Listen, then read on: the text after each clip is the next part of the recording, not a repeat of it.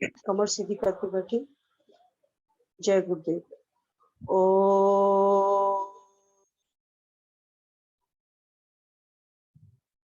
भूर्भुवः स्वाहा तत्सवितुर्वरेण्यं भर्गो देवस्य धीमहि धियो यो नः प्रचोदयात्। सभी को सादर प्रणाम। जय गुरुदेव। अब अभी हम पढ़ रहे हैं प्रज्ञा पुराण भाग 3 और इसमें पेज नंबर भाग 3 का द्वितीय अध्याय पेज नंबर 56 और श्लोक है 21। तो आज शुरू करते हैं। ऋणायानि विद्यन्ते देवान्येवं विधानि तु कुटुम क्षेत्र ब्रह्माणि यान्यान् वहनि च देश धर्म समाजानां संस्कृते ब्रह्म विस्तुते अनुदाने वित्तशास्त्रस्य प्राप्तस्तवस्तरं शुभं कुटुम्बस्य ते लोका व्यवस्था समुपाजितुं न समर्था भवन्यन्त्र यते सर्वत्र सिंचायन्तां यतः जीवोकोपार्जनं पाणिग्रहणं शिक्षण तथा अनेकानि ही कार्याणि बहुनाभिः सन्नानम् अनुदानेस्तु जायन्त ऋणां देवं समाजगम् महत्वपूर्ण चेतदि नरे पूर्णं वरेः तस्मानुतिक्षं सर्वेषां कर्तव्ये विद्यते निर्णाम् समाजस्य समदस्य विकासो भक्तो एभितं यौवनारम्भ काले च नरं सर्वो हि विद्यते सर्वतोऽपि च सम्पन्नो वैभवं पुरुषेदम् उपयोक्त व्ययमत्रें दातुं सामाजिकं सदा निर्णयेषु दिनेषु शिवयानि कार्याणि तद्वरम्। इनका भावार्थ रहेगा। परिवार क्षेत्र से बाहर भी चुकाने योग अनेकानेक देव ऋण हैं। धर्म, देश, धर्म, समाज, संस्कृति के अनेकानेक अनुदानों के सहारे ही मनुष्य को सुविकसित होने का अवसर मिला है।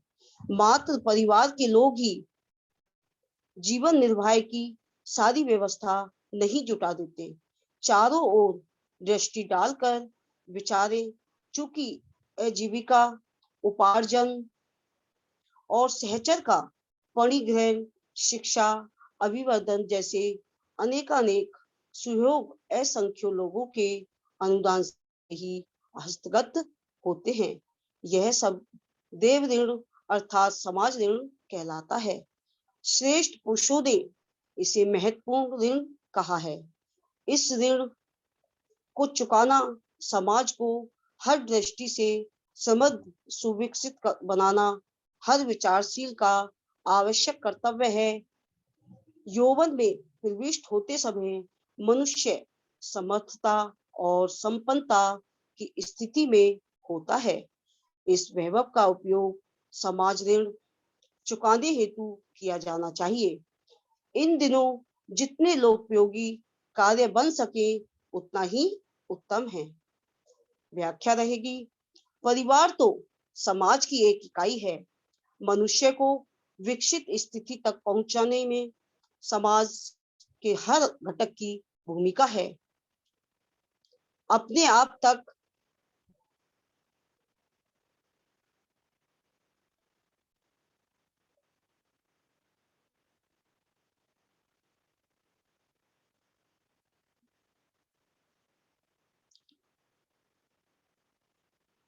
भूमिका रहेगी।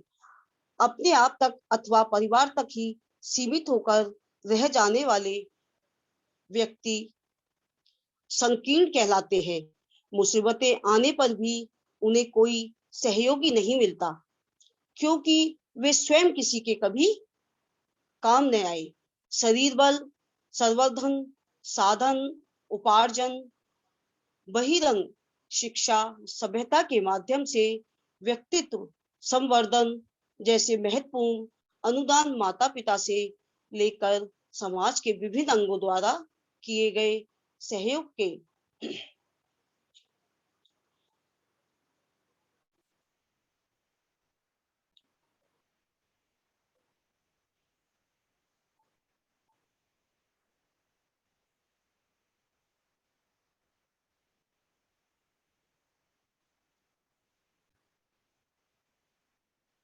अरे यार,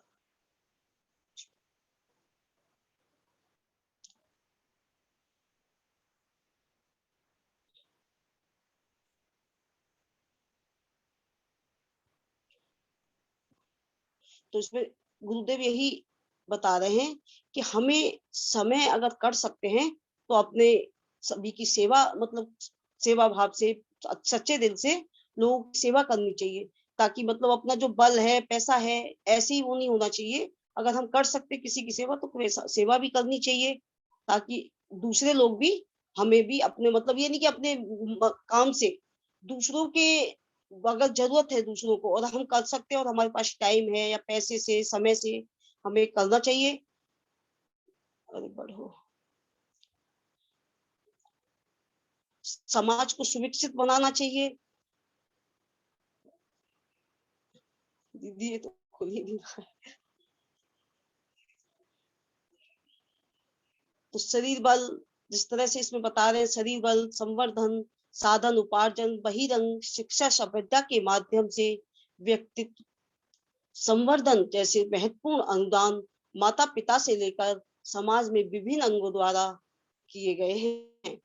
तो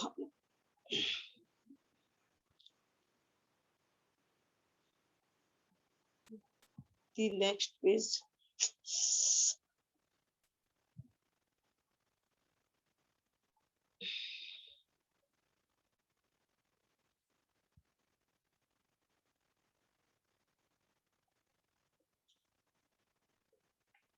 परिणाम स्वरूप हस्तगत होते हैं। जिस समाज राष्ट्र में हमने जन्म लिया है, उसने प्राकांतर से हमें संरक्षण एवं साधन देकर उत्कृष्ट किया है। उसके प्रति उऋण हुए बिना हम कृतज्ञ कहे जाएंगे, चाहे हमारी व्यक्तिगत उपलब्धियां, श्रेय, संपदा कुछ भी क्यों ना हो।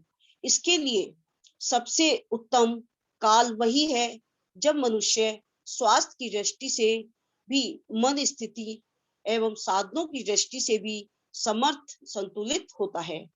पारिवारिक जीवन आरंभ करते समय यौवन की पराकाष्ठा होती है। ऐसे में मद में चूर होकर अपने कर्तव्य में जुट जाना ही मनुष्य की श्रेष्ठता का सूचक है। जहां तक हो सके जन कल्याण की योजनाओं में स्वयं को नियोजित कर अपनी प्रतिभा का लाभ समाज को देना चाहिए। यह बात सदैव स्मरण रखी जानी चाहिए कि संसार से हमने बहुत कुछ पाया है। अधिकांश जीवन उपयोगी वस्तुएं लोगों के परिश्रम से बनी हैं। उनके बुद्धि कौशल का अनुग्रह लाभ उठाकर ही हम उस स्थिति में पहुंचे हैं जहां की आज हैं। यही यदि किसी का सहयोग न मिला होता तो सुसंपन्न होना तो दूर, कदाचित हम जीवित भी न रह पाते। ऐसी दशा में आवश्यक है कि उस बगीचे को सींचे जिसकी छाया में बैठकर हम फलों से गुजारा करते हैं। ऋण मुक्ति का सही तरीका इस विश्व वसुधा को सुखी संपूर्ण बनाना ही है। ऋण ग्रस्त को मोक्ष कैसे मिले। नेक्स्ट इसमें कहानी है आदर्शवादी डॉक्टर दंपति। दक्षिण भारत में जन्मे डॉक्टर कोस्तुम परीक्षा पास करने के उपरांत सरकारी 6 चिकित्सालय में नियुक्त हुए। उनने जॉर्ज बर्नार्ड शॉ की वह उक्ति अपने कमरे में टांग रखी थी कि रोगी को दवा की अपेक्षा डॉक्टर की सहानुभूति की जरूरत होती है। उनने रोगियों से ममता भरा व्यवहार किया और इतने अनुपात में रोगी अच्छे किए जितने पहले कभी न हुए थे। उनने अपने अस्पताल की एक नर्स से इस शर्त पर विवाह किया कि वह संतोत्पादन के फेर में न पड़ेंगी और रोगियों को ही अपना बालक मानेंगी।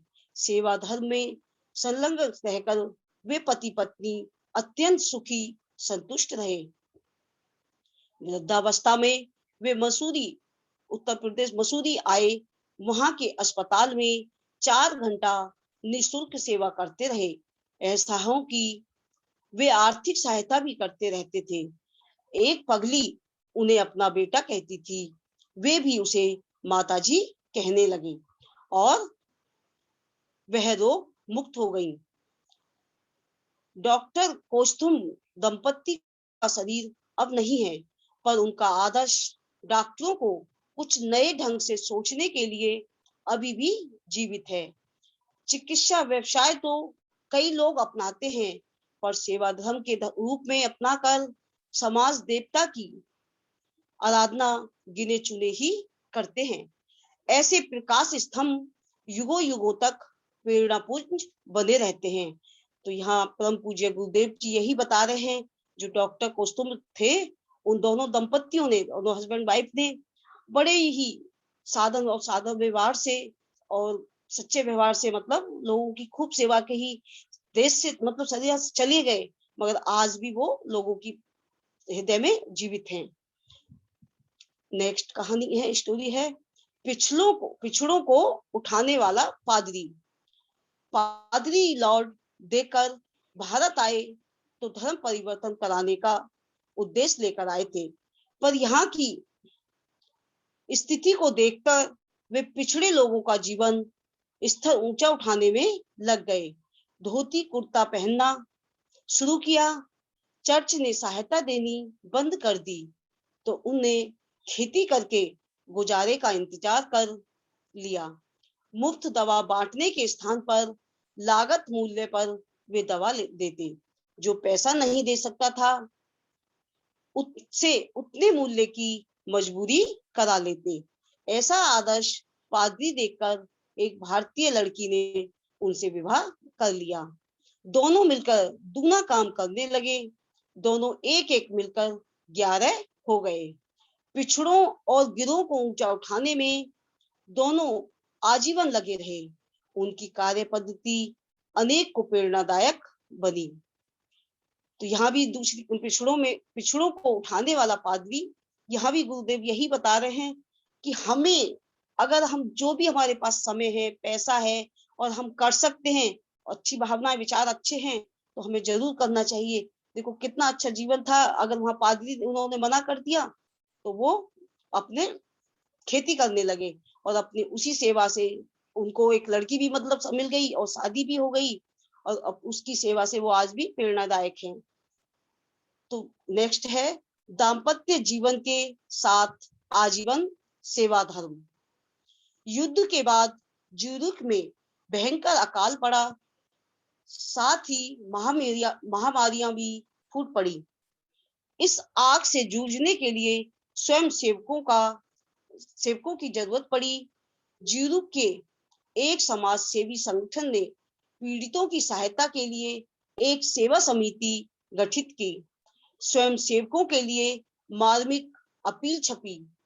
इस पुकार को सुनकर एक नवविवाहित दंपति सामने आए। पति का नाम सूसो और पत्नी का नाम सहलाओ से वे सेवा का आवेदन लेकर आए थे। संगठनकर्ताओं ने कहा, यदि सच्चे अर्थों में सेवा करनी है तो आप लोग संतोत्पादन न करने का व्रत कर लीजिए।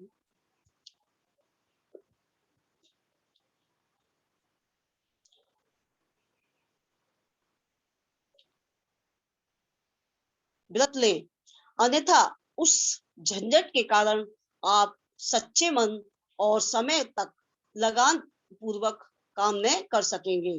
विचार कर दूसरे दिन आने के लिए उन्हें कहा गया।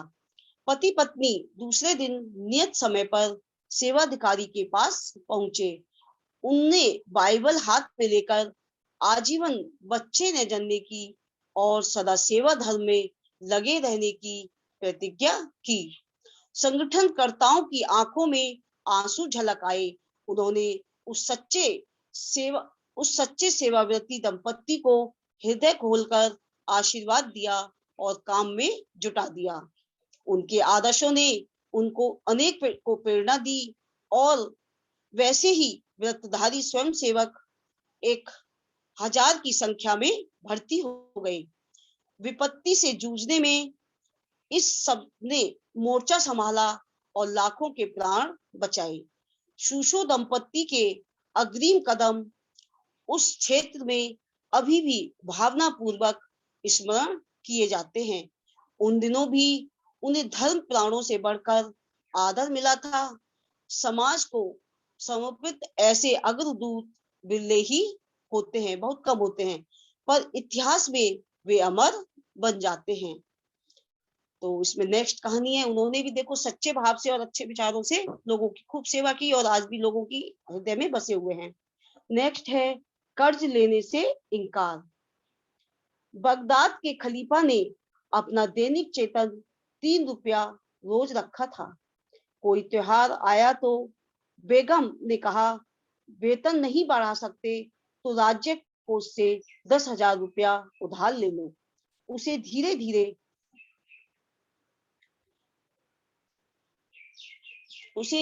धीरे चुकाते रहेंगे। खलीफा ने कहा, मौत का क्या ठिकाना, कल ही आ गई तो लिया हुआ कर्ज कौन चुकाएगा। अभी समाज में जी रहे हैं, कर्ज तो चढ़ा ही है, पहले उससे तो मुक्त हो। कर्ज लेने से उन्होंने स्पष्ट इनकार कर दिया। तो बेगम ने दैनिक वेतन में से ही कुछ बचाकर त्योहार मनाया। तो यहाँ यही है कि जितना कोशिश करो जो अपना वेतन है और अपने वेतन ही हर चीज को संभालने और उसको मैनेज करने की कोशिश किया जाए। ना लिया जाए, मतलब किसी से कर्ज ना लिया जाए। और सही बात है, एक पैर रखकर दूसरे पैर का कभी नहीं पता रहता कब क्या हो जाए। तो इसलिए वही काम करें जो आगे हमें कहीं भोगना ना पड़े। नेक्स्ट है धन का उपयोग मत करो, बांट दो। धन का उपभोग मत करो, बांट दो। हजरत मोहम्मद साहब एक बार अपनी लड़की के यहाँ गए। देखा कि दरवाजे पर रेशमी पर्दे पड़े हैं।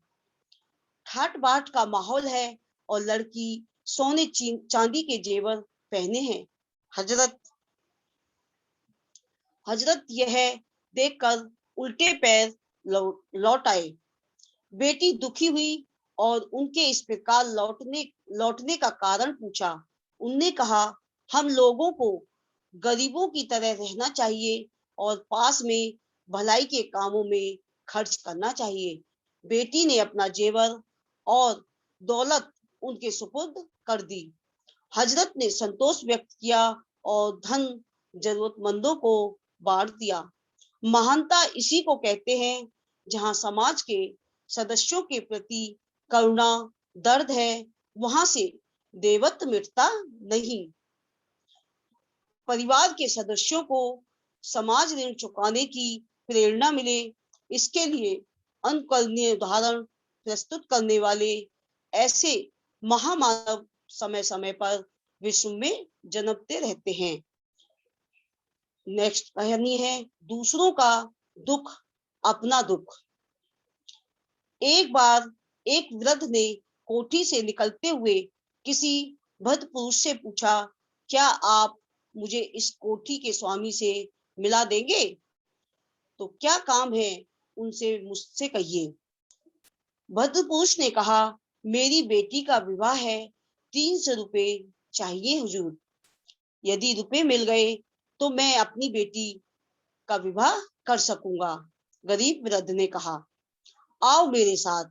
और भद्र पुरुष वृद्ध को कार में अपने साथ बैठाकर ले गया।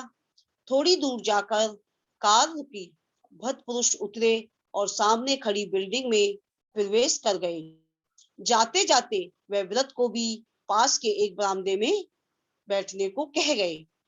थोड़ी देर बाद में एक चपरासी बरामदे में आया और वृद्ध को 500 रुपए संभाल लेते हुए बोला, भाई यह 500 रुपए हैं, 300 में अपनी बेटी का विवाह करना और बाकी 200 में से विवाह के बाद कोई धंधा कर लेना, जिससे आगे की आजीविका चलती रहे। वृद्ध ने रुपए तो ले लिए, किंतु बोला, भाई मुझसे उस कोठी के स्वामी तो मिले ही नहीं। अभी अभी जिनके साथ बैठकर आप इस दफ्तर में आए हैं, वे ही उस कोठी के स्वामी बाबू चित्तरंजन दास, चपरासी ने कहा। चित्तरंजन दास हैं, चपरासी ने कहा। सारा समाज जिनके लिए एक परिवार है, उन्हें दूसरों की पीड़ा भी अपनी पीड़ा लगती है। वे दुखी पीड़ितों,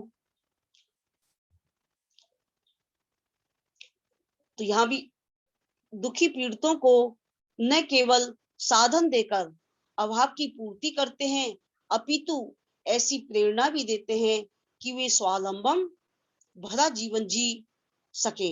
यही सरलता व्यवहार की सदाशयता उन्हें महामानव पद से विभूषित करती है। तो कितना अच्छा दिखाया कि मतलब अपनी शादी भी कर देना और अपना रोजगार शुरू कर देना। नेक्स्ट है राष्ट्र के सच्चे आराधक रामानंद चटर्जी। एक लड़के ने निश्चय किया कि वह बीए करते ही देश सेवा के कार्यों में लगेगा, पर जब उसके बहुत अच्छे नंबर आए और विलायत जाने की छात्रवृत्ति मिली, तो घर वाले उसे संकल्प छोड़ने के लिए दबाने लगे। लड़के को अपने वचन का स्मरण रहा। उसने मॉडर्न रिव्यू अखबार निकाला और रविंद्र बाबू का सहारा साहित्य प्रकाशित करके देश की महत्वपूर्ण सेवा की। इस लड़के का नाम था रामानंद चटर्जी। अपने परिवार के इस हीरे से प्रेरणा लेकर उनके पिता व बड़े भाई ने भी स्वयं को देश सेवा के लिए न्यौछावर कर दिया। यह सच है कि जलते दीपक से अनेक दीपक जल उठते हैं और अंधेरी अमावस को उजाले में बदल देते हैं। कितना सुंदर यहाँ गुरुदेव ने मतलब उदाहरण भी दिया है और कितना एक एक शब्द में मतलब समझा दिया है कि किस तरह एक दीपक से दूसरे दीपक को जलाया जा सकता है। तभी अगर जिसके विचार अच्छे हो, संगत अच्छी हो, तो बहुत ही इन चीजों का असर पड़ता है। नेक्स्ट है नौकरी नहीं सेवा। स्वामी राम तीर्थ फर्स्ट डिवीजन में एमए पास हुए। उन दिनों वह बहुत बड़ी बात थी। प्रिंसिपल ने अपने कॉलेज में प्राध्यापक का स्थान देने या कहीं अन्यत्र बड़ी पोस्ट दिलाने की बात उनसे कही। राम तीर्थ ने कहा, मैंने विद्या बंधनों से बंधने के लिए नहीं पढ़ी, उस श्रम का उद्देश्य छुटकारा दिलाना है। नौकरी करने से उनके स्पष्ट इनकार कर दिया और विश्व कल्याण तथा परमात्म में जीवन बिताया। वे विवाह बंधन में नहीं बंधे, किंतु अल्पायु में ही अपनी प्रतिभा एवं सामर्थ्य का लाभ संसार को दे गए। नेक्स्ट है सारी संपत्ति राष्ट्र को समर्पित। इसमें है जेठ जमनालाल बजाज करोड़पति बच्छराम जी की गोद आए। उन्हें जो धन मिला उसका अधिकांश भाग गांधी जी की राष्ट्रीय आवश्यकताओं को पूरा करने के लिए लगा दिया। इस कहते हैं उत्तराधिकार का सुनियोजन। एक सेकंड में थोड़ा पानी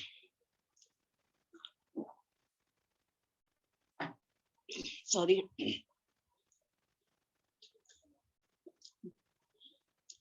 अधिकांश भाग गांधी जी की राष्ट्रीय आवश्यकताओं को पूरा करने के लिए लगा दिया। इसे कहते हैं उत्तराधिकार का सुनियोजन। धन बच्चों को देकर उपभोग की अपेक्षा यही श्रेष्ठ है कि उसे किसी अच्छे काम में लगा देना चाहिए। यह एक प्रकार से देव ऋण चुकाना ही है। सुयोग की परीक्षा, तो ये जो अभी कहानी गई है, सारी संपत्ति राष्ट्र को समर्पित। अगर हम बच्चों को किसी संस्कार मतलब नहीं देंगे तो कितने भी जमीन प्रॉपर्टी छोड़ दें वो सब कूड़े के बराबर है।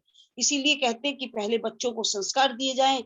अगर वो किसी भूखी जमीन में भी खड़े हैं, कहीं भी खड़े हैं, तो अपना रोजगार और अपनी मतलब पूंजी रोटी खुद ही कर लेंगे, और नहीं तो वो ऋण बेकार ही चला जाएगा। तो इन्हीं की तरह अपना जो ऋण है, अगर बच्चे किसी लायक नहीं है तो वो ऋण किसी संस्था में दे दिया जाए, कभी 10 लोगों 4 लोगों के काम आ सके। नेक्स्ट है सुयोग की परीक्षा। एक राजा ने बड़े पुत्र को युवराज बनाने की अपेक्षा अधिक सीलवान को नियुक्त करने की प्रथा आरंभ की और उसके लिए परीक्षा रखी। 5 राजकुमारों के लिए भोजन परोसे गए। जैसे ही वे थाली पर हाथ डालने वाले थे कि 4 शिकारी कुत्ते उन पर छोड़े गए। 4 राजकुमार तो घबरा कर भाग खड़े हुए, पर सबसे छोटा यथास्थान बैठा रहा। उसने 4 भगोड़े राजकुमारों के थाल कुत्तों के सामने सरका दिए। वे भी खाते रहे और छोटे राजकुमार ने पेट भर लिया।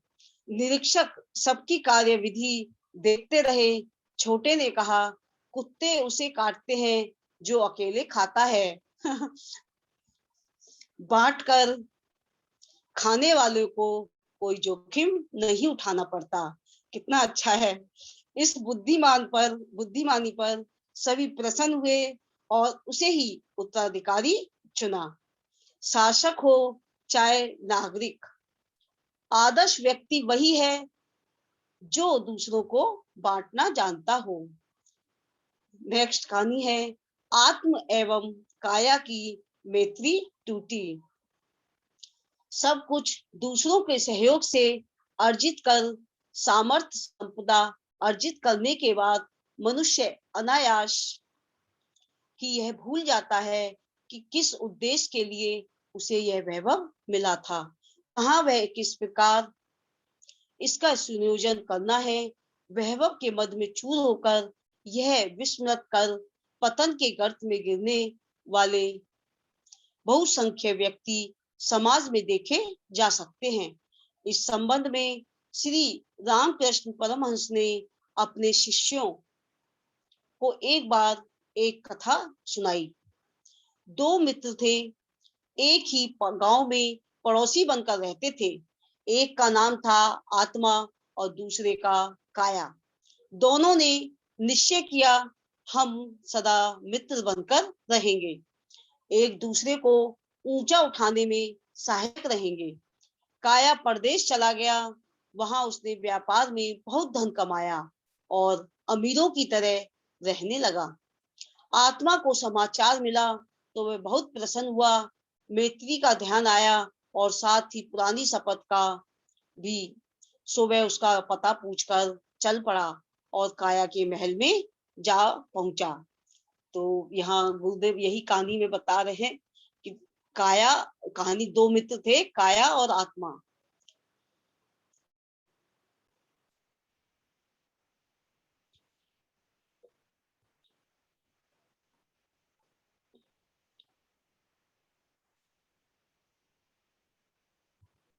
और जब काया परदेश चली गई और वहां अपना कमाने लगे तो पैसा खूब कमाया। जब आत्मा को पता पड़ा तो वो आत्मा भी पता पूछकर काया के पास जाने लगी।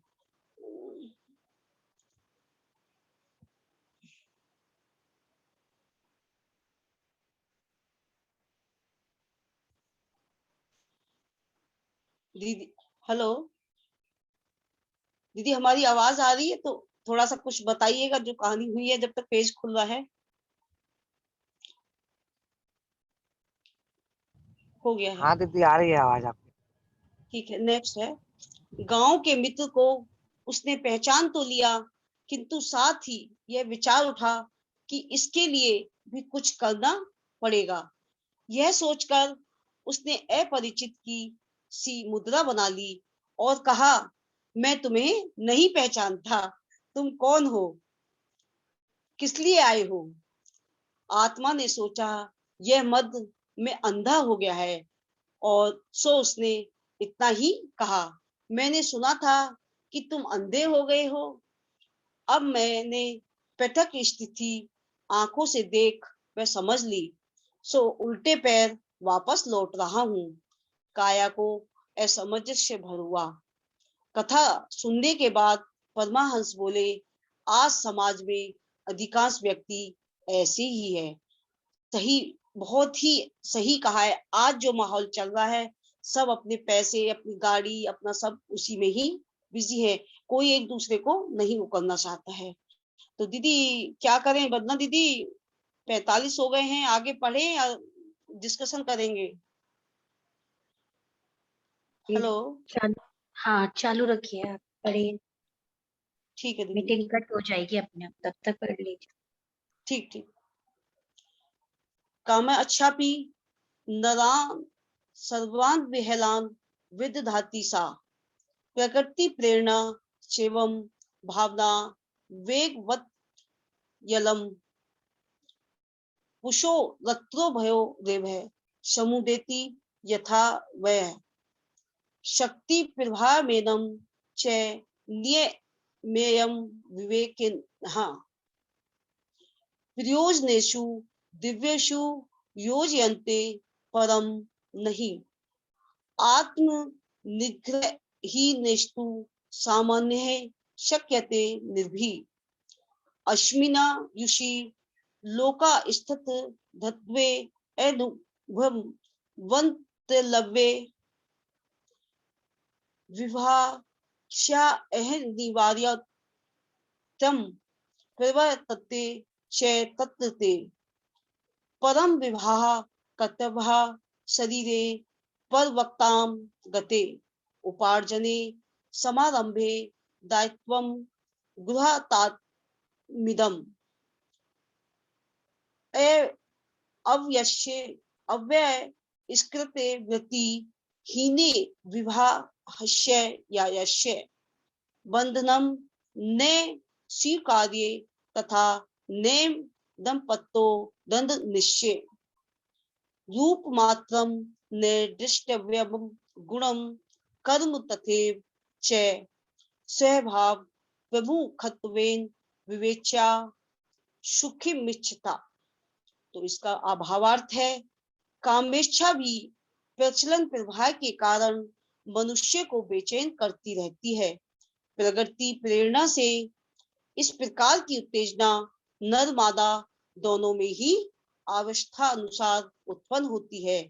विचारशील तो इस शक्ति प्रवाह को रोककर महान प्रयोजनों में भी लगा देते हैं, पर साधारण जनों से आत्मनिग्रह के अभाव में ऐसा कुछ बन नहीं पड़ता।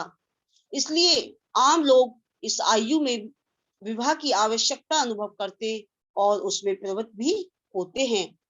विवाह शरीर के परिपक्व होने पर ही करना चाहिए। उपार्जन आरंभ होने पर ही यह जिम्मेदारी उठानी चाहिए।